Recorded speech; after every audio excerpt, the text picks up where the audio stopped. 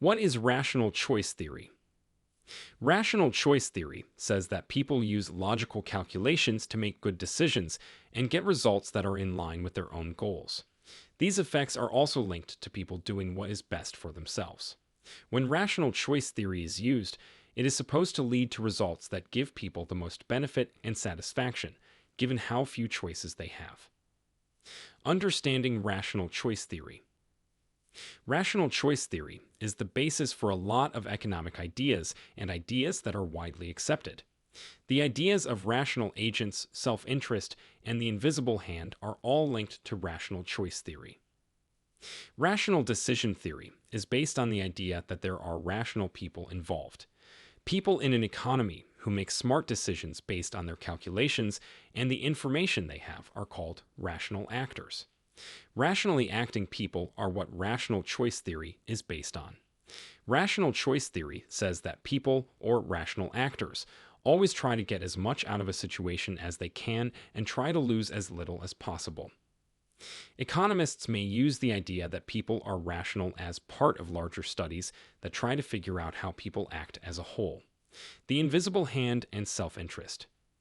Adam Smith was one of the first economists to come up with the basic ideas behind what is now called the rational choice theory.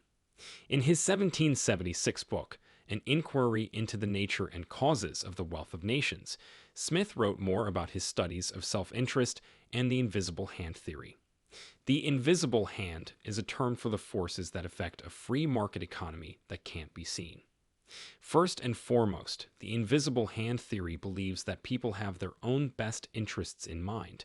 Both this theory and newer versions of the rational choice theory disprove any bad ideas that people have about self-interest.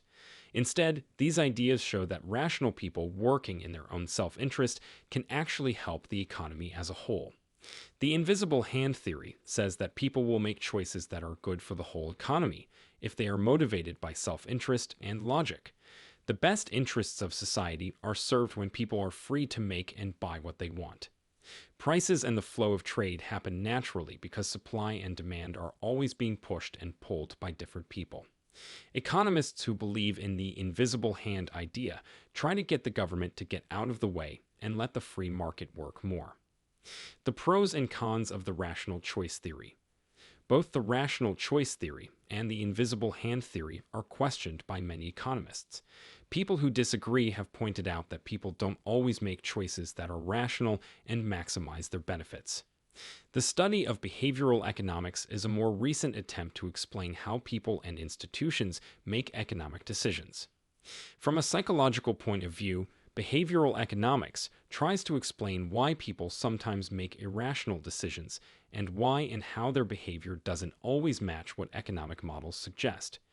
Critics of rational choice theory say that in an ideal world, people would always make the best choices that give them the most benefits and happiness. But we don't live in a perfect world. In the real world, people are often driven by their feelings and things outside of themselves. Herbert Simon, who won the Nobel Prize, disagreed with the idea that people are always perfectly reasonable. He came up with the theory of bounded rationality instead. This theory says that people can't always get all the information they need to make the best choice. Simon said that it is practically impossible for people to know all of their options and all of the results of each option when making most choices. In a similar way, the economist Richard Thaler pointed out more problems with the idea that people act rationally. Thaler's idea of mental accounting shows how people value some dollars more than others, even though they are all worth the same amount. They might drive to another store to save $10 on a $20 purchase, but they wouldn't drive to another store to save $10 on a $1,000 purchase. Like all theories, one of the good things about rational choice theory is that it can help explain how people and groups act. All ideas try to explain why things are the way they are. The costs and benefits of each choice can be used to explain why people, groups, and society as a whole make the decisions they do. The idea of rational choice can also help explain actions that don't seem to make sense. Since one of the main ideas behind rational choice theory is that all behavior is reasonable, any action can be looked at to see what rational reasons lie behind it. Pros of the theory of rational choice. helpful for understanding how people and groups act. All ideas try to explain why things are the way they are, can help explain actions that don't seem to make sense. Cons of the theory of rational choice. People don't always make choices that make sense. In truth, people are often moved by things outside of themselves that aren't logical, like their feelings. People don't always have access to all the information they would need to always make the best choice. Some dollars are worth more to people than others. Examples of rational choice theory. According to the theory of rational choice, sensible investors are those who quickly buy stocks whose prices are too low and short sell stocks whose prices are too high. A person who has to choose between two cars would be an example of a rational buyer. Since car B is less expensive than car A, the customer buys car B. Even though rational choice theory is easy to understand and make sense, it is often wrong in the real world.